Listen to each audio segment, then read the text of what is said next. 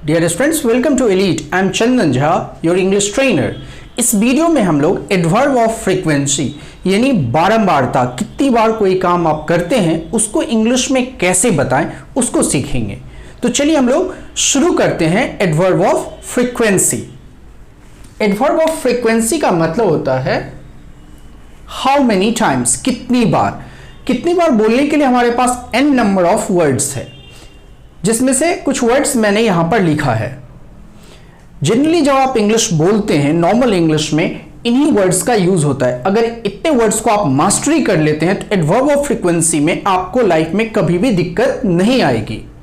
तो ये वर्ड्स एक एक करके मैं एक्सप्लेन कर रहा हूं। पहला वर्ड है नेवर।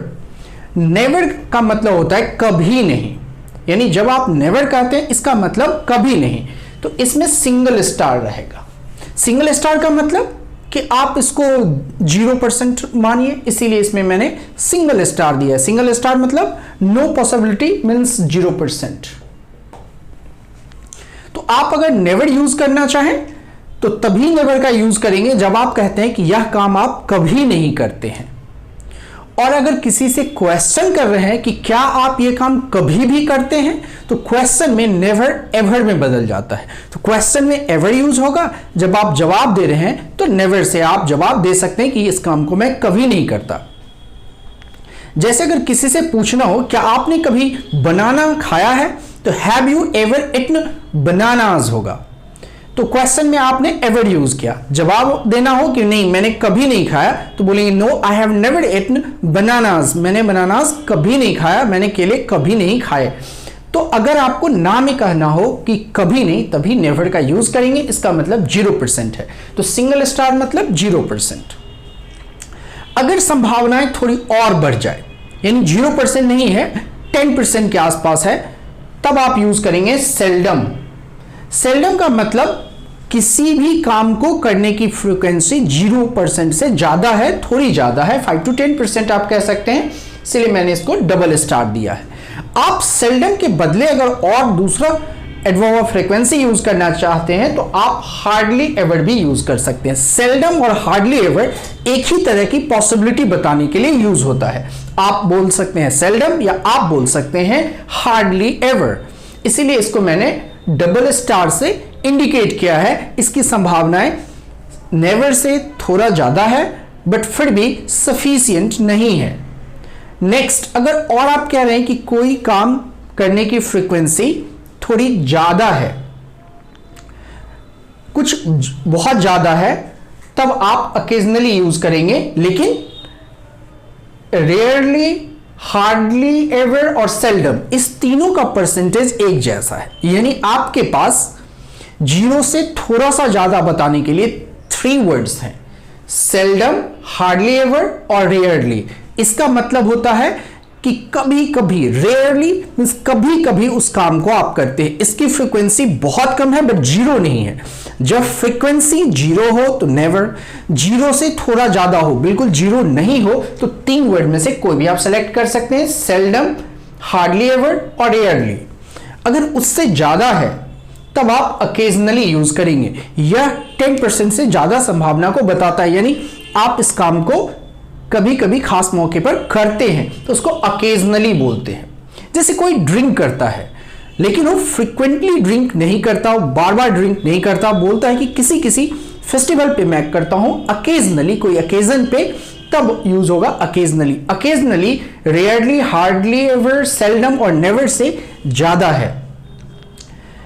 अगर संभावना किसी काम को करने की फ्रीक्वेंसी और ज्यादा बढ़ जाए तो आप समटाइम्स यूज करेंगे, कभी कभी। इसको मैंने 4 स्टार से इंडिकेट किया है, यानी अकेजनली से ज्यादा जब संभावना आपको लगे तब आप समटाइम्स यूज करेंगे। नेक्स्ट है quite often. Quite often sometimes से भी ज्यादा फ्रीक्वेंसी को दिखाता है। समटाइम्स एक स्टेप नीचे है क्वाइट ऑफन के तुलना में, क्वाइट ऑफन एक स्टेप आगे है, यानी इसकी फ्रीक्वेंसी ज्यादा है क्वाइट ऑफन की, यानी उस काम को आप ज्यादा बार करते हैं। Next often. ऑफन की फ्रीक्वेंसी क्वाइट ऑफन से भी ज्यादा है। अब हम लोग बात कर ले नेक्स्ट, उसके आगे है फ्रीक्वेंटली। फ्रीक्वेंटली का मतलब भी होता है फ्रीक्वेंसी बताना, लेकिन इसका ऑफन से भी एक स्टेप ये आगे है। उसके बाद हम लोग यूज करते हैं यूजुअली उससे एक स्टेप आगे फ्रीक्वेंसी में, और ऑलवेज का मतलब होता है हमेशा, तो ये सबसे आगे रहेगा। यानी अगर आपको बोलना हो कि किसी काम के होने की संभावना 0 है तो नेवर यूज करेंगे, हमेशा ऑलवेज तब आप ऑलवेज यूज करेंगे, बाकी बीच में आप करेंगे। एक क्वेश्चन आपके मन में आता होगा कि कैसे मुझे परसेंटेज पता चलेगा, कैसे मैं मानूंगा कि ये कितना है? तो ये आपके खुद के इमेजिनेशन पे डिपेंड करता है, खुद आपके गेस पे डिपेंड करता है, ये आपका पर्सनल एक्सपीरियंस होगा। इसमें से कोई भी वर्ड आप यूज करेंगे, नेवर और ऑलवेज को छोड़कर बीच का कोई भी परसेंटेज आप लेते हैं तो आप ग्रामेटिकली हमेशा ही करेक्ट होते हैं। ग्रामेटिकली आप इनकरेक्ट हो ही नहीं सकते, मीनिंग में डिफरेंस आ सकता है, but grammatically you are always correct, right? तो यह था never, seldom, hardly ever, rarely, occasionally, sometimes, quite often, frequently, usually and always। ये सारे एडवर्ब ऑफ फ्रीक्वेंसी कहलाते हैं, बारंबारता कहलाता है, हाउ मेनी टाइम्स। अब इसका हम लोग यूज कहां करते हैं? Usually go before the main verb. इसका यूज मेन वर्ब से पहले होता है। मेन वर्ब ऐसे वर्ब को बोलते हैं जिसका हिंदी ना से हो सकता है, जैसे खेलना, पढ़ना, लिखना, उठना, बैठना, ये सारे मेन वर्ब्स हैं। तो अगर मेन वर्ब है तो आप, जैसे यहां पर प्ले मेन वर्ब है तो मुझे एडवर्ब ऑफ फ्रीक्वेंसी यूज करना पड़ा ऑलवेज, तो मैंने प्ले से पहले यूज किया। आप प्ले के बाद नहीं यूज कर सकते, आप ऐसा नहीं बोल सकते I play always cricket on Sundays, गलत हो जाएगा।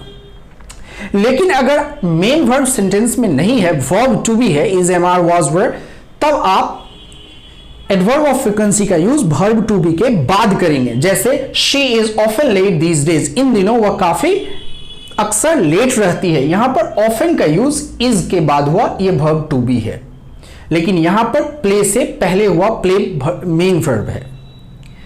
अगर आप सोचिए मेन वर्ब और ऑक्सिलियरी वर्ब दोनों साथ में हो तब क्या करेंगे? अगर दोनों ही वर्ब साथ में हो तब भी आप मेन वर्ब से पहले करेंगे, ऑक्सिलियरी के बाद करेंगे। जैसे शी हैज नेवर रिटन